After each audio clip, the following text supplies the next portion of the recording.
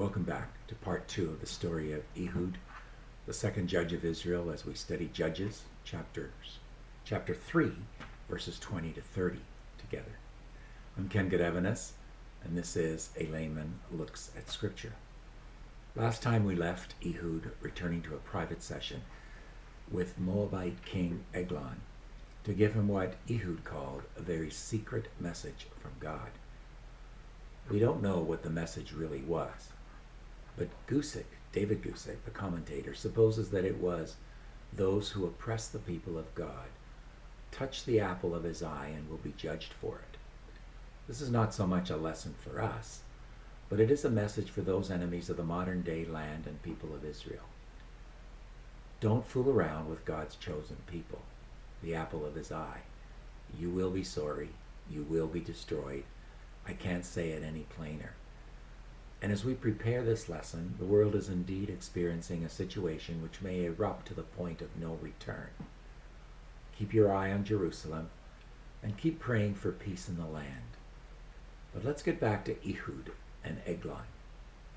At this point, Eglon stood up from his seat or throne, and Ehud, with his left hand, drew his sword and thrust it into Eglon's stomach. Surprise!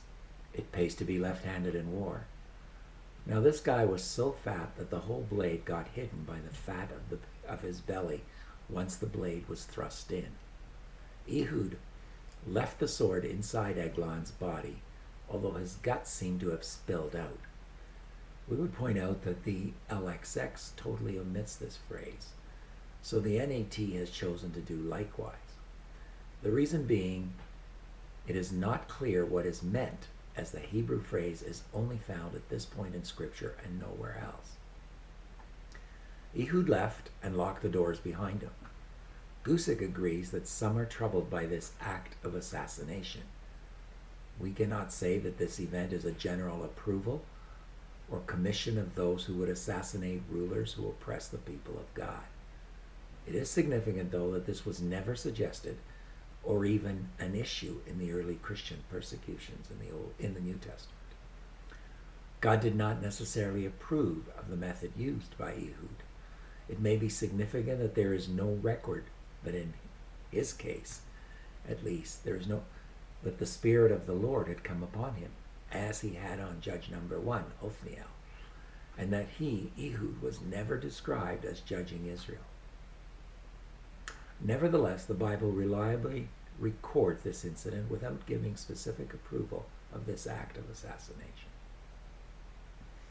I'd like to hear your thoughts on this, so please comment on YouTube. We may not all agree.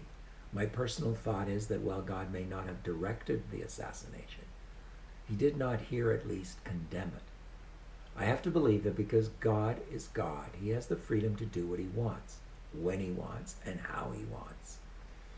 This is very different than our political leaders today, all mere mortals who impose different rules for their subjects and different rules for themselves. God, who is the creator of all, has every right to do just that. In my view, there are very few things that God cannot do. For example, he cannot lie. And one of them, in my opinion at least, is that he cannot be a hypocrite, because he is outside the possibility of human hypocrisy as we understand it, as he himself can do what he wants when he wants and is not bound by such restrictions as we are. The Bible talks a lot about sin and sinning, but it is about our sin and our sinning, except when it says that Christ knew no sin. Similarly, the Bible talks a great deal about hypocrisy and hypocrites, but it is about our hypocrisy, not God's. That's important for us to understand, and it is the only way that we can make sense of what God does at times. The believer can handle that. The skeptic will jump on it. I'm reminded here of the text in John where Jesus wants to testify himself about who he is. And the Pharisees don't like that. But Jesus has a lot of answers for them as to why he and he alone can testify about himself and about his divinity. Would you call Jesus a hypocrite because he didn't go by the law that says you cannot testify on your behalf, on your own behalf? I wouldn't. Similarly here, I would not call God a hypocrite in this case. F.B. Meyer set forth some thoughts from Judges 3, verse 20, and Ehud's statement to Eglon with respect to, I have a message from God for you. He says, God's messages are often secret. God's messages must be received with reverence. God's messages leap out from unexpected quarters. In this case, the right-hand side of his garment pulled out by his left hand. And God's messages are sharp as a two-edged sword and cause death. Certainly that's what came out. A two-edged sword, as we learned earlier, and it did cause his death. Verse 24 tells us when Eglon's servants showed up and found the door locked, they assumed he was relieving himself and left him alone for quite a while. Long enough for them to get embarrassed and long enough for Ehud to have escaped.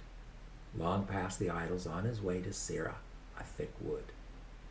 And when he got there, he blew the trumpet, and the sons of Israel came to him. There he told them to go after the Moabites, to pursue them, for God had given them into their hands that day. The Israelites went and seized the fords of the Jordan River opposite Moab and didn't allow anyone to pass. We read that about 10,000 Moabites were killed. No one escaped, the text says. Israel was subdued or quietened that day. Shall we say they were freed and relieved? And here it comes, verse 30. Quote, and the land was undisturbed for 80 years, unquote. Wow, that was a long period of time. I believe the longest period of peace up to that point. So what are our lessons from this exciting account, and yet gruesome account of Judge Ehud? Lesson number 1. I think there's a very key lesson some of us fail to learn when things are going well.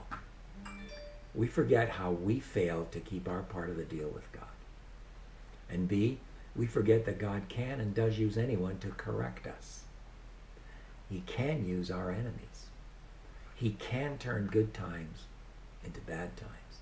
And sometimes he may even help them to teach us the lesson we need to learn. Here's lesson number 2 for us today. Eglon was permitted to triumph for 18 years. Who is our oppressor today? Is it an enemy power?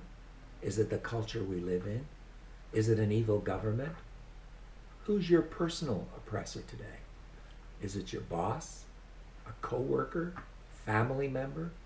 Whoever it is, God knows about it. And there may well be a reason for his triumph at this time. But please, please, let's make sure that we're not directly part of that reason. Let's make sure that our sin, our forgetfulness, our not keeping the deal is allowing that. I really believe that if we are part of that, and if we cry out to God as the Israelites did, he will rescue us. Thirdly, we're reminded, as David Gusick puts it, that sin always brings bondage, though it comes to us deceptively. The fish never contemplates the bondage of the hook when it goes after the bait. If it did, we wouldn't be eating as much fish as we are eating. Satan snares us by making the bait attractive and by hiding the hook. Are you and I currently dangling on the end of an enemy's fishing line, ready to be reeled in, ready to be cooked and devoured? My prayer is that that is not the case. Next time, we will meet very briefly judge number 3, and then go on to judge number 4, a woman. Join us, won't you? Please subscribe so you won't miss a single episode. Comment, share, and above all, keep on studying.